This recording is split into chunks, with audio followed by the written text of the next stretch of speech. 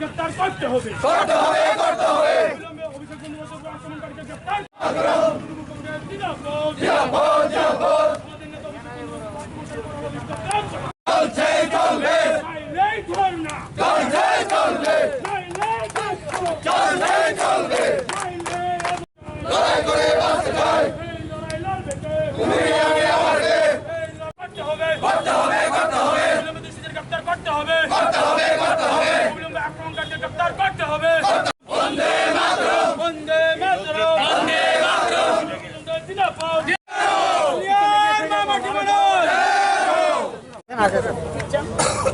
আপনারা জানেন এবং দেখেছেন প্রকাশ্যে কিভাবে এই রাজ্যে আমরা আমাদের সর্বভারতীয় নেতৃত্ব অভিষেক বন্দ্যোপাধ্যায় এই রাজ্যে এসে তিনি আমাদের এই ত্রিপুরা সুন্দরী মায়ের ভূমিতে নেমেই উনি ত্রিপুরা সুন্দরী মায়ের দর্শন করতে গেলেন ত্রিপুরা রাজ্যের মানুষের কল্যাণার্থে।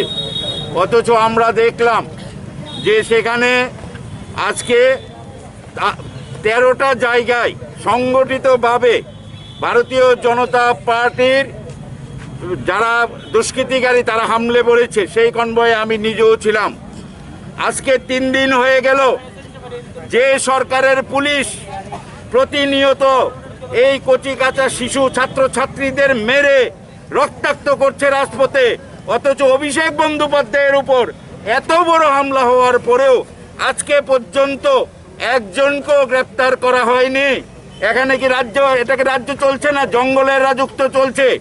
আমরা জানতে চাই মাননীয় মুখ্যমন্ত্রীর কাছে, এই মুখ্যমন্ত্রী সরাসরি সন্ত্রাসকে মদত দিচ্ছেন, সংগঠিতভাবে বিরোধী দলের নেতা কর্মীদের প্রতিনিয়ত উনি নির্যাতিত করছেন, অত্যাচার করছেন, আক্রমণ করছেন। আমরা এর একটা বিহিত চাই। কেউ যদি তৃণমূল কংগ্রেসকে দুর্বল ভাবে, আপনারা জেনে নিন এই লড়াই শুরু হয়েছে।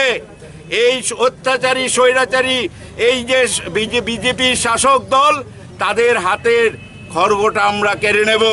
এই লড়াইয়ে আমাদের কোথাও যদি রাজ্যে একজন তৃণমূল কংগ্রেসের কর্মীর গায়ে আঘাত হয়, আমরা সারা রাজ্যে না সারা দেশে আমাদের নেত্রী মমতা বন্দ্যোপাধ্যায়ের নেতৃত্বে, আমাদের যুব আইকন অভিষেক বন্দ্যোপাধ্যায়ের নেতৃত্বে আমরা সারা রাজ্যে সারা দেশে আমরা এই আন্দোলন ছড়িয়ে দেব।